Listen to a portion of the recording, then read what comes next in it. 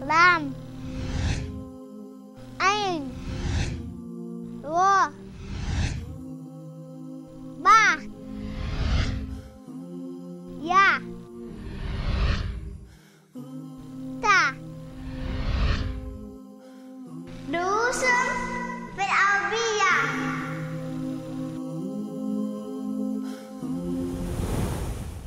Bismillahir Rahmanir Rahim. Alhamdulillahi Rabbil Alameen wa salatu wa salamu ala rasulihi Muhammadin wa ala alihi wa sahbihi ajma'in. Ikhwani wa akhawati, uhayyikum bitahiyyatil Islam fa aqul assalamu alaykum wa rahmatullahi wa barakatuh wa ahlan wa sahlan wa marhaban bikum ila durusin fil lughatil arabiyyah. I begin in the name of Almighty God, the most gracious, the most merciful. May His peace and blessings be upon Prophet Muhammad, peace be upon him. I greet you, my beloved brothers and sisters, with the universal greeting of peace, and that is in Arabic we say Assalamu alaikum wa rahmatullahi wa barakatuh, which means may the peace, mercies and blessings of Allah be upon you. And I said Ahlan wa sahlan wa marhaban bikum, which means welcome ila durusin fil lughatil arabiyyah, to lessons in Arabic. I'm coming to you live at the Tin television station, and it is a weekly program that I have right here at the station, and it is lessons in Arabic. Today, inshallah, we continue with the revision of what we had done previously. Last week was also a revision, and today we continue with the revision. Today is our 21st session, and we continue with our revision. The revision, my beloved brothers and sisters, is very important because it makes no sense we go further and further, we get new lessons, and we forget what we have done before. So we want to end this revision, inshallah. The lessons will not be as comprehensive as it was before, and I will be moving, inshallah, at a much faster pace. However, if you wish to go back to any one of these topics that I will be looking at, inshallah, tonight, you can always go back on the internet, on YouTube, and you just type in my name, Sheikh Munaf Mohammed, and that is SHAYKH MUNAF Mohammed, MOHAMED 1M, and inshallah you will be able to find all of the previous lessons that we had done in the Arabic language. Last week, my beloved brothers and sisters, I was talking about the ways in which the letters are joined, and very briefly I had mentioned that all of the letters can be joined from either side, the right side or the left side. They could be look like the carriages of a train. You know, you can join them from both sides, except 6 letters. They could be considered as the engines of those trains, you know, just pulling from one side. And those 6 letters, I hope you can remember them. The first letter of the alphabet, which is Alif, and then you have 4 letters coming together, Dal, Zal, Ra, Za. Dal and Zal, they are like a pair, and Ra and Za, they are also like a pair, 2 of them. Alright, so you have 2 pairs, Dal, Zal, Ra, Za, and you have Alif and Waw. That's how it is. 6 letters. These 6 letters, they can only be joined from the right side. They do not join to letters that come after them. Arabic is written from right to left, so any letter coming after any one of these 6 letters, you would find they are not attached. And I have given examples of that. Alright, and then we went on to talk about the vowels, and I had mentioned that the vowels are of 2 kinds. When we talk about vowels, we know from our English language that vowels are A, E, I, O, U, 5 letters of the English alphabet, A, E, I, O, U, 5. In the Arabic language, when we talk about vowels, the first thing that we have to know is that there are 2 kinds of vowels. First, you have, in no specific order, it could be the long vowel first and then the short vowels. But you have short vowel and you have long vowel. The short vowels are signs, and these signs are written above the letter or below the letter. Two of them above, one of them below. And these short vowels, they are called short vowels because when they are written above or below the letter, the sound is a very short sound. Okay? So for example, you have the letter ba. If you have the letter ba and you have a fatha, that is ba, short. All right? So we have vowels. We have short and we have long vowels. Okay? The short vowels, as I said, they are signs. Short vowels are signs. Okay? Long vowels, they are letters. Okay? And these signs are three signs. This one above, below, and on top. Okay? This one has a name. This has a name. Fatha, Kasra, Dhamma. Fatha sounds like A in English. Kasra sounds like E or I. And this one, Dhamma, sounds like an O or U. So we have A, E, I, O, U, 5. In Arabic, we only have 3. Fatha, Kasra, Dhamma. Okay, they are short vowels and they are signs. The long vowels, they are letters. These letters are Alif. Alif, the first letter of the Arabic alphabet, elongates the Fatha sound. Fatha. Alif lengthens the Fatha sound.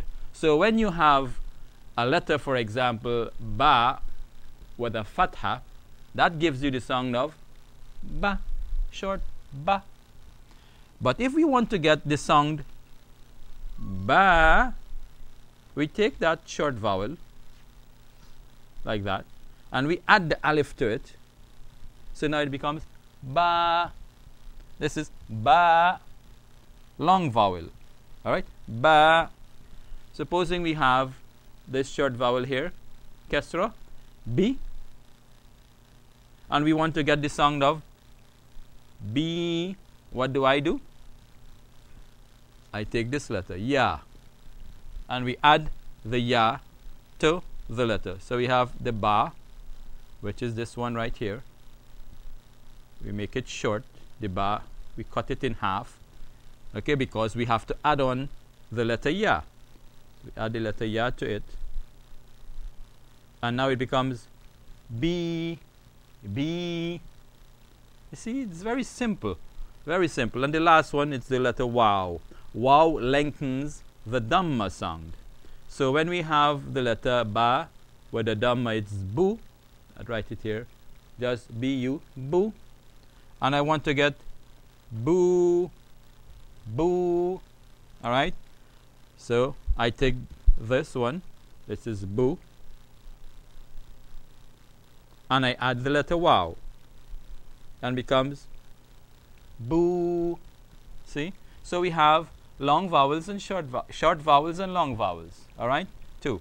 So it's very simple to, to lengthen and to shorten, and you have to pay special attention to the long vowels and the short vowels. So if you have words like this, for example, if you have a word like this, supposing we have the letter Ta, okay, and we have an alif attached to it, that already tells me the alif lengthens a fatha sound. So we already have Ta, Ta, and then we have the letter Ba with a fatha, Ba, Ta, Ba, Taba, Taba. Taba means he repented. He repented. Let's look at another example. Supposing we have the letter Noon, okay, and we add the alif to it, it gives me the sound of Na. And then we have the letter Mim with a fatha, Na, Ma, short, Ma, Ma, short. The first one is long, Na, and then the next one is short, Ma, Nama, Nama. Nama means he slept. Taba means he repented. You could also change the dots. If we were to shuffle the dots, let's put it like this. This is Bata. Bata. Bata means he spent the night. he spent the night, and so on.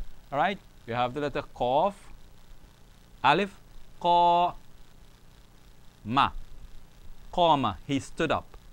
And if we were to change the meme to another letter, Lam, Qala, Qala means he said, and so on, brothers and sisters.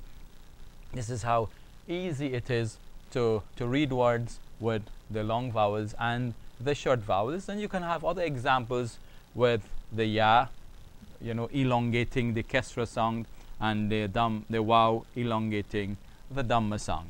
All right, so those are the vowels, and we are moving on very quickly because this is a revision. We have done all of this before, as I have mentioned, and if you have missed any of these lessons, you can go back on YouTube, inshallah, and you will find the lessons there.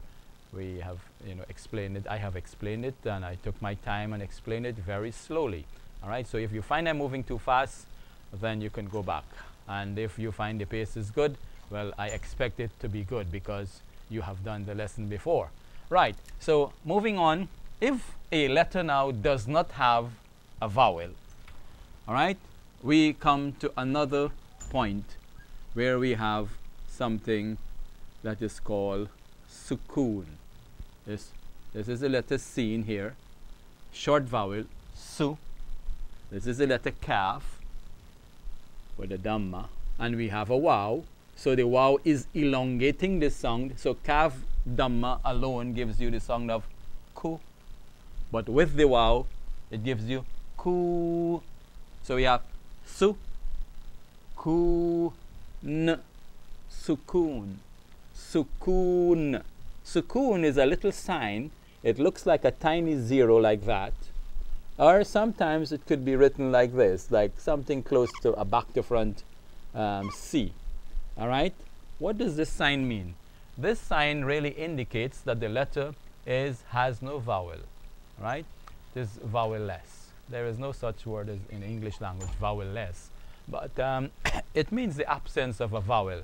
Okay, so sukoon, when you see a sukoon above a letter, it is telling you that the letter has no vowel on it. So when the letter has no vowel on it, it means that the letter is stagnant. It can't move. She needs help. And what is going to help her, or who is going to help her? It is only the letter that is before her can assist her. Okay, let us look at this at an example. All right. So if we have the letter here, what letter is this? I'm not saying it is yet. I hope that you can figure it out. It has 2 dots on top. There are only 2 letters in the Arabic alphabet that has 2 dots on top. They are ta and qaf. Qaf. All right. How do you differentiate between the two? It is what is below the dots. So you see this little curve here, the loop, that is qaf. All right, with the 2 dots. Qaf. And then we have the letter mim. Supposing we have a dhamma here, and we have this sign here. What I'm talking about here is sukoon. Okay. So we have the letter qaf with the dhamma gives you what sound? Qo. Now we have to join. She has to join with the meme in sound, right? So you have like a syllable, right? 2 letters, joining together, and you pronounce the 2 like one. So we don't stop at this. We don't say qo, but we join with the meme because of the sukoon. So we have the sound of qum. We take the sound of the letter meme. What is the sound of the letter meme? M. So qu joined to m, we get qum. Qum. Qum means stand. Stand. All right? Come. All right. Let's look at another example. We have the letter noon with the letter meme. Fatha and the sukoon. That gives you nam. Nam. Right? Nam means sleep. It's the imperative. Like you're telling a little child, sleep, sleep, sleep. All right? Nam. Nam. Like that. All right? So this is what the sukoon does. It joins to the previous sound, right? The previous letter. So sukoon means that the letter has no vowel and it must be pronounced in conjunction with the previous letter. The letter that has a sukoon is is said to be sakina. Sakina. So if you have to describe this meme, you say this is meme sakina. It means a meme with a sukoon. All right? That's all what you need to know about sukoon. All right? Sukoon indicates the absence of a vowel, and at the same time, it is informing you that you should join that letter that has a sukoon to the previous letter and pronounce the two as one. That's how easy it is. That's sukoon. All right? We want to move on to another sign. It does the work of the sukoon, but it does a little bit more than the sukoon. And this one is called, see what letter it is? This letter has 3 dots on top. How many letters do you know that have 3 dots on top? Think about it. Coming back to you just now. What letter is this one? And what is this? 2 dots on top. All right. So this is the letter Sheen. There are only 2 letters in the alphabet that has 3 dots on top. They are the letter Tha, like Alif, Ba, Ta, Tha, that one, Tha, with 3 dots on top. And you have Sheen, 3 dots on top. No more with 3 dots on top. Okay? How do you differentiate between Tha and Sheen? Both of them have 3 dots. How do you differentiate between the two? Look and see what is below the dots. So if it looks like a little wave, like that, that's Sheen. If it is just straight, that's the letter Tha. Alright? Sheen, and that is Tha. And after that, we have the letter Dal. Dal. Alright? Dal. Notice the Dal was not attached to the next letter. Alright? It was not attached to it. Okay? That is because Dal is one of those 6 letters, as I said, like the engine of the train, only joining from one side. They do not join to others. They do not reach out to others. Alright? Like some people.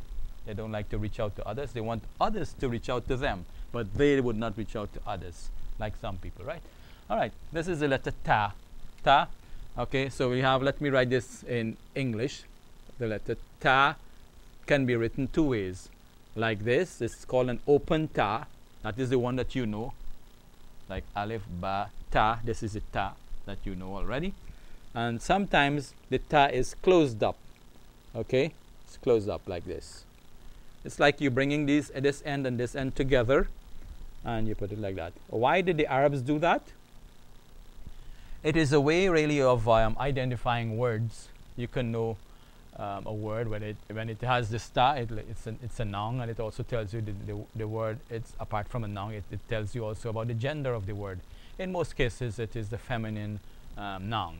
All right, not in all cases, but in majority of cases, it is a feminine noun. So the Arabs have ways of the usage of these two. All right, this ta only comes at the end of a word. This small one, it only comes at the end of a word. So you have learned 3 things about this ta. All right, it tells you that if a word has this ta, it is a noun. It is a noun. That's the first thing. It tells you the gender of the noun. Okay, and this ta only comes at the end of a word. You remember that? Inshallah, you will. You will. So this word here is shadda. Shadda is a sign. Shadda is a sign, and it looks like this: a tiny W. It is written above the letter. A tiny W above the letter. What does it do? What does the shadda do? Well, it does the work of sukoon, and it also has an additional purpose. Okay, so what we need to know about shadda basically is that it is informing us that the letter above which it is written is doubled. That is the first thing that you need to know about this sign, the shadda sign. You see, the Arabs, they don't like to write the same letter twice. If it comes together, all right, they will just write it once, and then they will put this sign above, but on condition that the first one of the 2 has a sukoon. Only then they will write it once. All right, don't confuse you. Let me give you an example and you can see clearly. So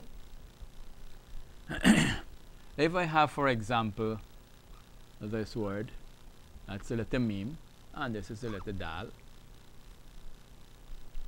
Okay, like this. So the shadda is telling me that this letter here, dal, is twice. Okay, so let me write this again here. This is equal to this dal and another dal. Okay, two dals. Okay, the first one has a sukoon. Okay, this fatha is there, and the second one has whatever vowel here.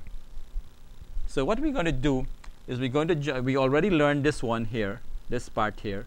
This with this gives me the sound of mad, and then this dal here with the fatha, dal fatha is da. So this here is pronounced as mad da. In English, if I were to transliterate, it will be mad da, mad da. So you notice the d is twice, all right, because the dal is twice. So this is how the Arabs would write it. Okay, but they will only write it like this if the first one of the two has a sukoon. Only then it is written like this. So basically, what you can derive and deduce from this is that the letter is actually saying, join me and call me again. Can you remember that? That's easy to remember. Join me and call me again. So join me with the previous letter, call me again with the sign I have. So how am I going to join? Mad, I join, mad, and call me again, da, madda. See how easy it is? That is how it, madda means he stretched, right? Like madda, stretch. All right? Let's look at another word. The letter qaf, two dots, and the letter sod.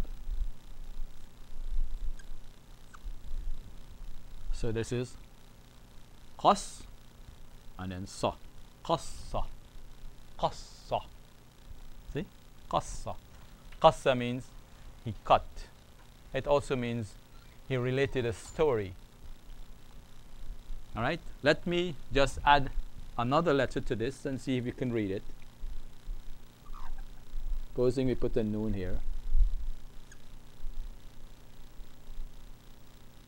And we change up the vowels. So we have noon, fatha gives me the sound of na. Qaf, dhamma is qu, but joined to the sod, qus, and sod dhamma, su. Na, qus, su. Nahnu naqussu alayka ahsan al-qasas. In Surah Yusuf, chapter 12 of the glorious Quran, it has this word. So that is about shadda. Shadda, the letter says what? Join me and call me again. That is how easy it is to remember. All right, we will be taking a break, inshallah, in a few moments. All right, in a few moments we will be taking a break. I want you to remember that we looked at so far joining of the letters. We look at the vowels. We look at sukoon, no vowel. Sukoon means there is no vowel. Then we look at shadda. All right, before we go into the break, I want you to look at this letter here, Hamza. Hamza. Hamza is a unique letter. It looks like a back to front 2, but it is not quite a back to front 2. You see, this line here is horizontal. This one here is like a slant. Okay, it's slant, and it is like this. Hamza. Hamza is a unique letter. Okay, it has the potential and the power to go above certain letters. All right, so it has like many chairs, as we would say. All right, it looks different in terms of how it appears in some words. Sometimes it is not written by itself, but it appears differently. So this is the normal way, the traditional way, how you would have seen it in the alphabet. But sometimes if it is within a word, it has a chair. This here is like a chair. We say that is a chair. And it floats here, like that. That is also a hamza. Example in a word, seen, and that, and the letter lam. Su'ila. Su'ila means he was asked. So the hamza looks like this. And sometimes you can write a hamza on the alif, like this. Okay? When I say you can write it, it means you can see it in some words. And basically what it is telling us is that this alif is an original part of the word. Because sometimes an alif may not be original. It could be belonging to the definite article like alif lam al, which means the. Alright? That alif is not a part of the word, like alhamdu. Alright? But when it is above, it means that the alif is an original letter. Okay, so it can be written above, only above the weak letters. Only above the weak letters. So what are the weak letters? These weak letters are just the same letters that we said they are vowels. Alright? They are the long vowels. What are they? The alif and the ya and the waw. Okay? The ya, so the hamza goes like this, right here at the tail, and it goes above the waw, right here like that. Okay? When you see the hamza above any one of these letters, the hamza dominates that letter.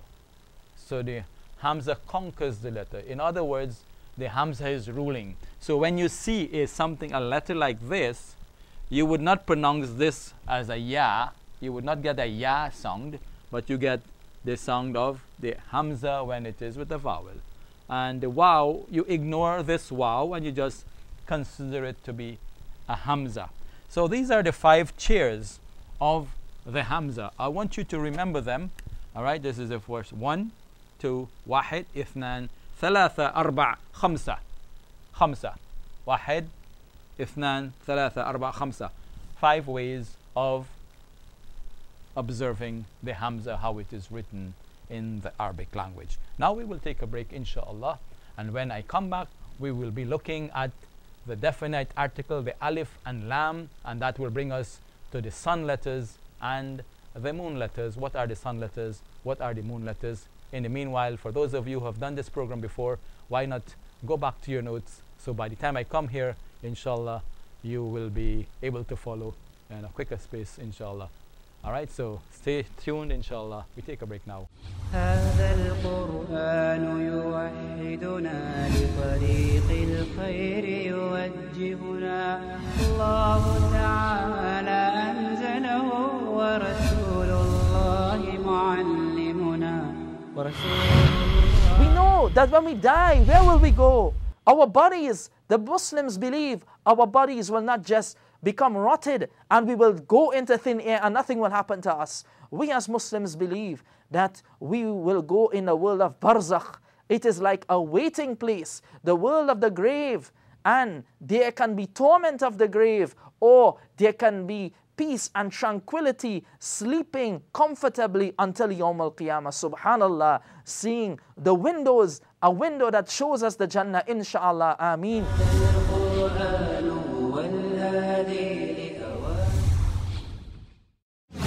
O ye who believe, eat of the good things wherewith we have provided you, and render thanks to Allah, if it is indeed He whom ye worship.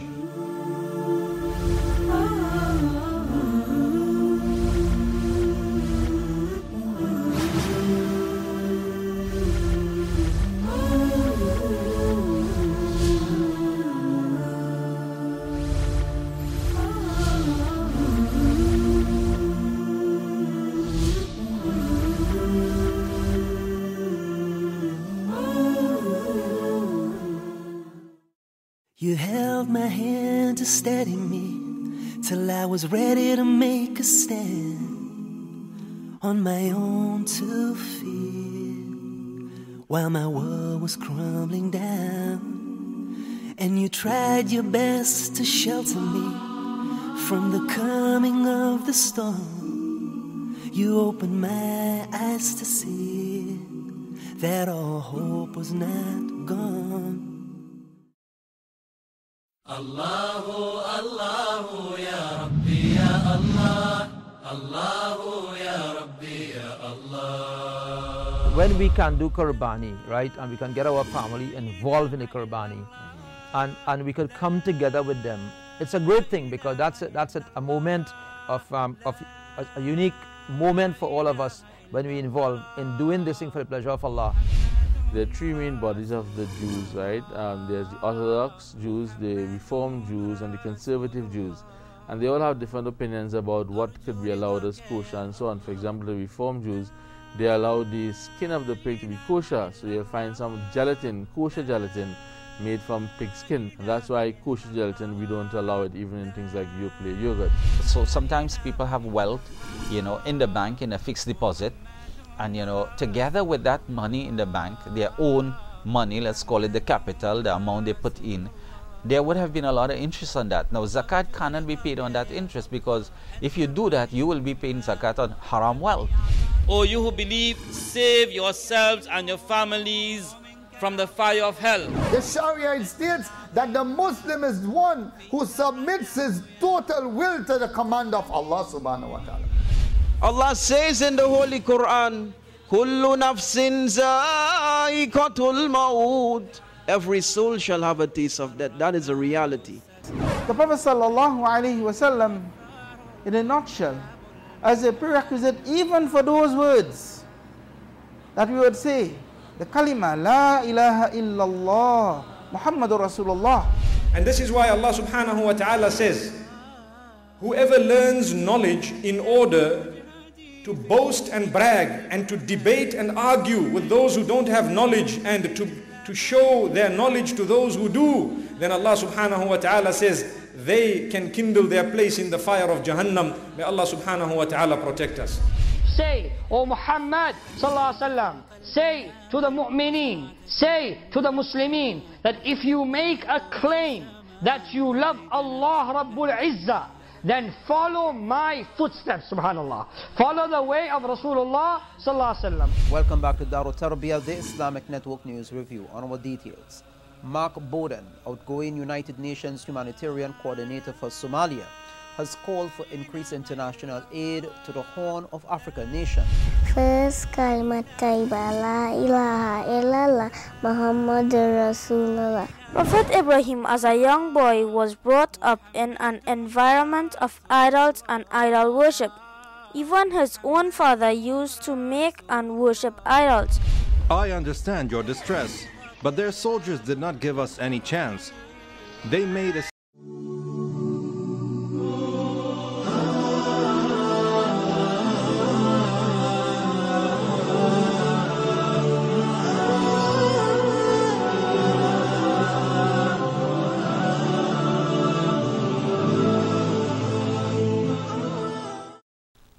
Marhaban, welcome brothers and sisters, إخواني وأخواتي. As we continue نستمر بدروسنا في اللغة العربية, we continue with lessons in Arabic at the Tin TV station.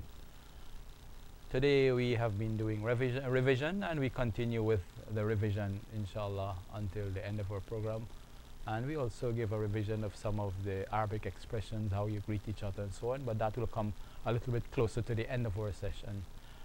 Today, now, as we continue, we want to talk about the definite article. But before we go to the definite article, we have to know the indefinite noun. All right, the indefinite noun is the one that, in most cases, would end with what is called tanween. So I'm going to write it in Arabic here. That is the letter ta. That is the letter noon. And that is, I hope you know what it is, wow. This letter has two dots below. There is only one letter in the whole alphabet, Arabic alphabet, one letter that has two dots below. What letter it is? A ya. And that is the letter noon. So we have fatha, Ta, fatha is ta. Joined to a noon, the noon has no vowel, so it's tan, tan. Wow, with a kasra is we. And you have the ya has nothing, alright, it elongates. So you get we, and this noon, n. Tanween. Tanween is the adding of an N sound to a single vowel, to a single short vowel. Let me say that again. A tanween is the adding of an N sound, right, to a short vowel. Tanween is the adding of an N sound to a short vowel. So when we have a short vowel, let's say for example you have ba, fatha, that is ba, alright, and you have this, and you have an N sound, ban. What they do, they put another one, alright, so it doubled. So it is doubled. So the short vowel is doubled. When it is doubled like this, it is as if you have added an N sound. Tanween only occurs at the end of a word. It also indicates that the word is a noun, alright, that the word is a noun. So if for example you have ba, and then you have a dhamma and another dhamma like this, this will be pronounced as ba bun, because this is ba and this here is b u, but it is double, so you get bun, not bun but bun. So it's ba bun. Ba bun means a door, a door, a door. Ba bun. Alright? So tanween is a double vowel. It comes at the end of a word, but it has an N sound. That is tanween. Okay? Babun means a door. Now supposing we want to say the door, we take this word ba bun and we prefix it with the alif and a lam, but the lam is attached to the noun like that. Okay, it is attached to the first letter of the noun. So notice in the English language we have the is one word, door is another word. This is the noun, and this is what we say the definite article, the.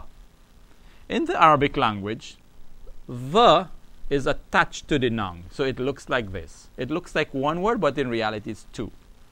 So we have al, okay, ba, and then it loses the tanween. It becomes al ba bu, just a single. Okay, so al means the, and ba bu. Al-babu. Al-babu. The door. It will be wrong for you to put a tanween here. That will be tantamount to the a door. The a door. The a door. That can't be correct. So you either choose between having the tanween or this. You have to have one of the two, but you can't have the two of them at the same time. You have to only have one of the two. So if we have alif lam, one must fly away, go away. Alright? Without the alif lam, it should look like this. Babun. Good? So al-babu. So this now brings us to the sun letters and the moon letters. What are the sun letters? What are the moon letters? What are the sun letters and what are the moon letters? We finish with tanween. Okay? So the letters of the Arabic alphabet can be divided into two: sun letters and moon letters. The sun letters, they are 14. So how many we have remaining?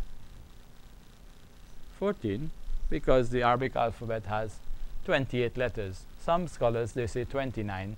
That is if they include Hamza as one of the other letters. Hamza can be considered as a separate letter according to some of the grammarians. All right. Others, they say no. Hamza and Alif, they are like the same. And really and truly, if you think about it, Hamza and Alif, if they are read with vowels, they are the same. They gives you the same output. Like you have Alif Fatha gives you the sound of A. Hamza Fatha gives you the same sound A. So Alif Fatha A, Hamza Fatha A. Okay, not Ha but A. Alif Kesra is I, Hamza Kesra I. Alif Dhamma U, Hamza Dhamma U. Same thing. So the output is the same, two different letters. So some scholars, they say Alif and Hamza, they are just one. Likewise, if you look into an Arabic dictionary, you would not see that there is a specific section of the dictionary that is dedicated to Hamza. Right? Alif is the first letter and there is no Hamza. After the Ha, Waw, Ya, there is no Hamza. All right? Anyways, so you have sun letters and moon letters, 14 and 14, 28 letters of the alphabet. The sun letters are those letters, if a noun should begin with any one of these 14 letters, then the lam of the definite article will be silent. Okay? Let me say that again. A sun letter is one of those letters. If the noun should begin with any one of those letters, and you have the alif lam, which I just talked about, if it is prefixed to the noun, it's added to the noun, that is the definite article. All right? The lam will be silent. The lam is not pronounced. Okay? So let us look at an example. Supposing we have this word, ta ji r, tajir. Tajir means a merchant. Tajir means a merchant. Okay, a merchant. So I want to say the merchant. So I have alif lam al. Okay, so it looks like this. But now the lam becomes silent. It is not pronounced. Why? Because there is a ta, and ta is a sun letter. I'm going to write the 14 letters here just now. Okay, I'm going to write the 14 letters right here, and you will see. So now what happens? The lam is not pronounced. A shadda is placed on the first letter of the noun. So it becomes not al-tajir, but at-tajir. At-tajir. Okay? At-tajir. Like that. Okay? So we're going to look at the letters. We say that they silence the lambs. Right? The silence of the lambs we're looking at. What are these letters? We're looking at the letter ta and then tha. Ta, tha. It's like a pair. And then we're going to skip a few letters. So we leave a little space here. And then we go dal, val, ra, za, sin, sheen, sod, dod, ta, dha. Okay? Then we leave a little space here again. And then we have the letter, two letters, lam and noon. Okay? So we have two here. And we have two more here, that's 4. And here we have 10. So that gives us 14 letters. Okay, these are all sun letters. 14 of them. 14 letters, they are all sun letters. The moon letters, you don't have to worry yourself about taking another list of the moon letters. If you have memorized the Arabic alphabet, and you should memorize it, then you just take away this. Whatever remains, those will be the moon letters. The moon letters are those letters. If the noun should begin with any one of those remaining letters of the alphabet, you must pronounce the lam. Okay? All right. So, for example, you have the word, a word like this. Qalam. Qalamun. Qalamun means a pen. Qalamun means a pen. Qalam. All right? I want to say the pen. So I have alif, lam, join to this. Okay? Al-qalam, and I take away one of the dhamma. Al-qalamu. So we have al-qalamu. So notice the letter qaf is not one of these. Look for a qaf. You don't see any qaf anywhere. This letter qaf, which was the first letter of the noun. Forget about the alif and lam, that is the. But this is the first letter of the noun, qaf. Can you see qaf anywhere? Let us check and see. Qaf with 2 dots. A letter with 2 dots on top? No, nowhere. All right, so we haven't seen any qaf. Okay, so when the letter begins with a moon, when the word begins with a moon letter, the lam must be pronounced. And how do we know it is pronounced? We put a sukoon, you will see above the lam. If, however, the noun begins with any one of these, there will be no sukoon on the lam. All right? There will be no sukoon on the lam. For example, if you have the word, and right on top here,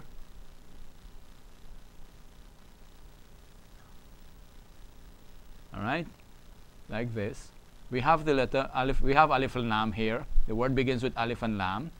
All right. Well, that's the definite article. But then you have ra. So ra is like the first letter of the word. Okay. Ra. You see a ra anywhere? Yes, right here. Ra. Ra. So that means the lam is silent. The lam is silent because ra is a sun letter. So we're not putting anything on the lam, we just leave it blank, nothing at all, no sign, and we put a shadda on the ra. So we say ar, alif joined to the ra, ar, and rah, man. All right, ar-Rahman, and so on. All right, how am I going to remember these 14 letters? They looked, a little bit difficult. No, they're not difficult at all. How are we going to remember? This is how you're going to remember the sun letters. All right? Ta, tha. Ta, tha. Like tasa. Tasa. And then you have dal. Dal and rice? Right. Dal. And you eat, going right down the road. You're not leaving out anything at all. All of the letters in the same sequence of the alphabet. From dal until dha. Salatul dhuhr. Salatul dhuhr. Dhuhr, the second prayer, right, is dhuhr.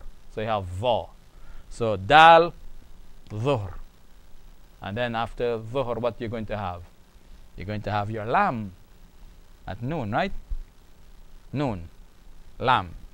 So it's easy to remember. Tasa, dal up to dhuhr, lam at noon. Good? That's how you remember the sun letters and the moon letters. And after that, my beloved brothers and sisters, we went on to look at the general structure of the Arabic language.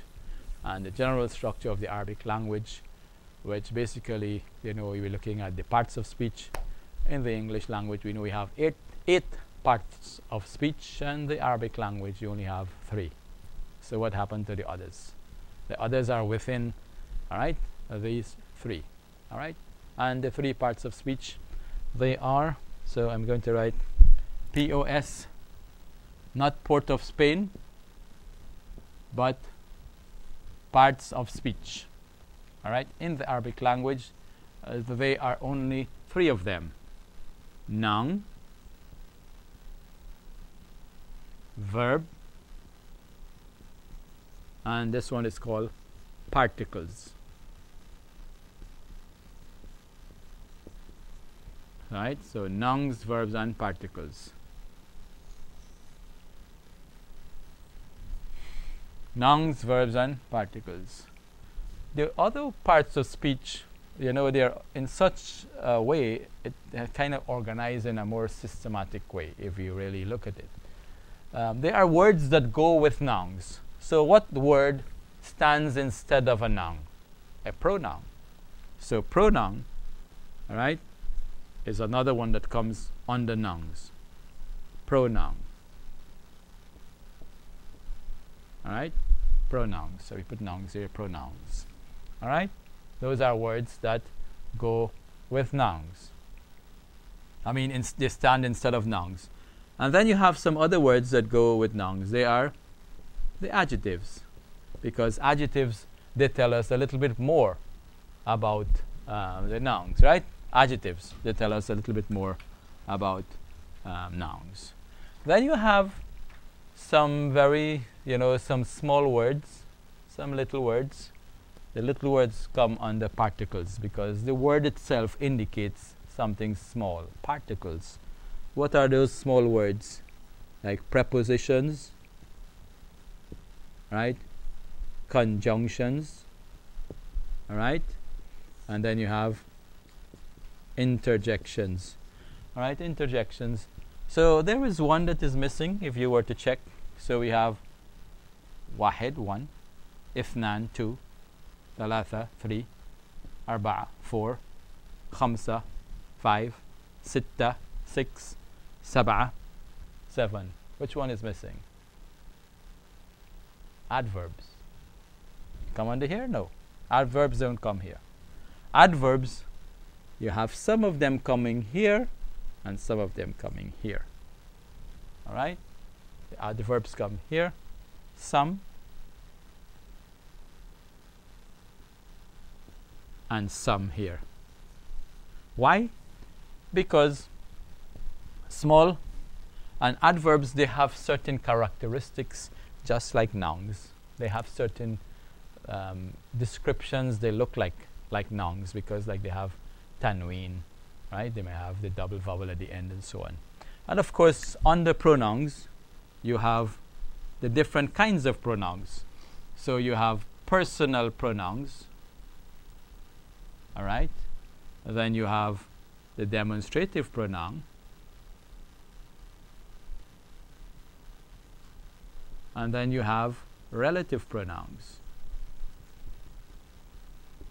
All right? So all of these come under pronouns. The personal pronouns like I, me, you, he, she, they, it, and so on. And then you have all the different kinds of the different, what you call cases of the pronouns. All right? So you say I, my, mine, right? You, your, and so on. But you have all the different kinds and demonstrative, this, that, those, these, all right? And the relative pronouns, basically 3 of them, all right? Which and that and who, all right? Those are the relative pronouns. So the time is too short. We would not be able to go through all of this.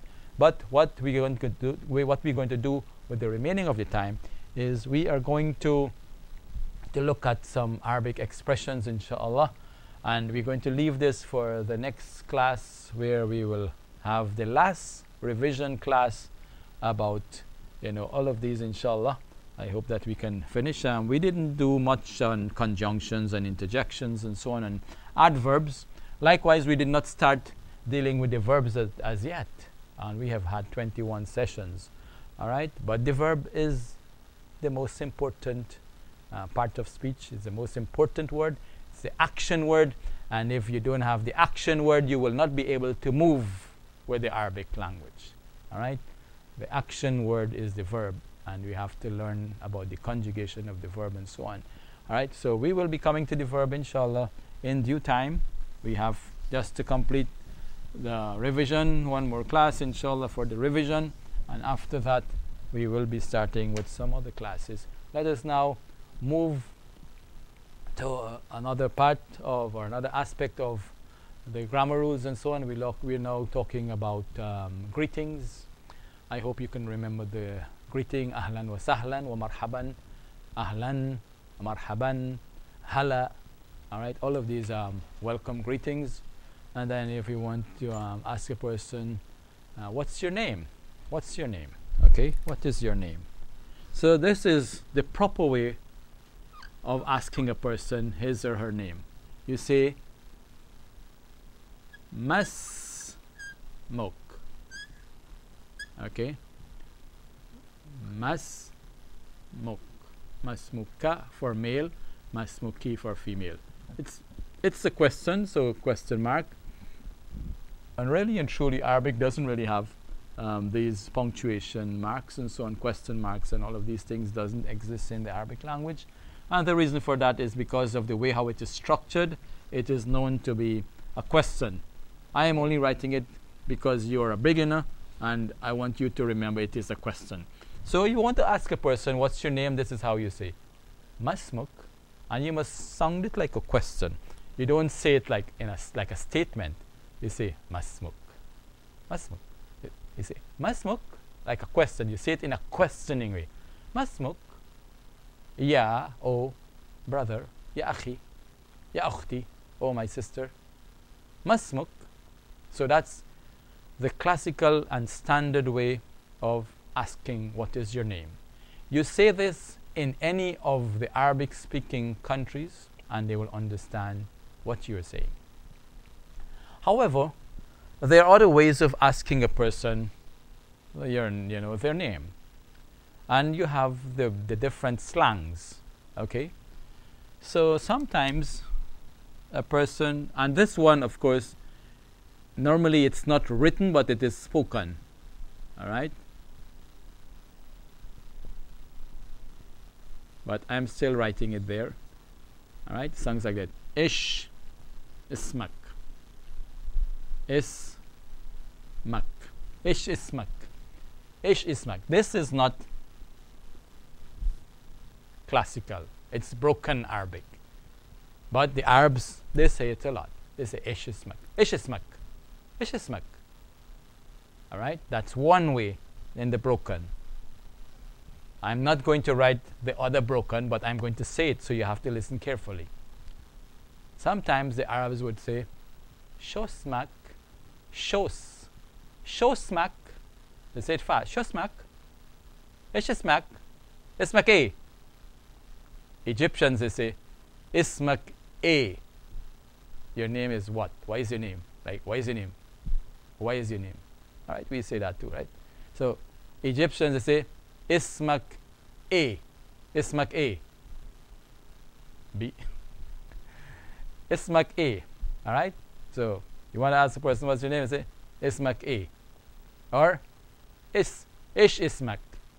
Or Shosmak. Shosmak. These are all different ways that the Arabs would use to ask the question, what is your name? But as I have said, that is the classical way. That is the standard way. Alright? Masmuk. Now you want to say, where are you from? You say min.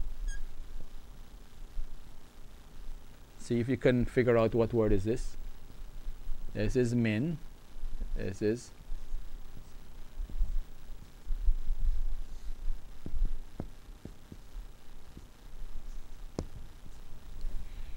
min, aina, anta. If it's anta, it is for male, and if it's anti, it is for female. Alright? The Arabs also, they do not pronounce the last vowel of any word. The last word in your statement, you don't pronounce the last vowel. Just like when we're reading Quran, for example, when you say Bismillahir Rahmanir Rahim, we don't say Bismillahir Rahmanir Rahim. We don't say Alhamdulillahi Rabbil Alameen. We don't say na. We don't sound the last vowel. We just ignore it. Alhamdulillahi Rabbil Alameen. Alright? So, min aina ant. That is how they speak. Min aina ant. That is the traditional way. And the classical way, the standard way, min ayna ant ya akhi, min ayna anta ya akhi, min ayna anti ya ukhti, where are you from, sister? Min ayna anta ya akhi, where are you from? All right. Sometimes they will, in the broken now, they say anta min, from where? Anta min, and they're broken, they say fain. Fain. Fain is like aina. Anta min fain. Min fain anta. Min fain ant. Right? Min fain. Fain. Fain means aina. Alright. This is just 2 or 3 questions that you have gotten for today, and my time is up. I want to thank you very much for viewing, and inshallah في الأسبوع القادم سوف نستمر بالمراجعة. We will continue with the revision. جزاكم الله خيرا. شكرا والسلام عليكم ورحمة الله وبركاته.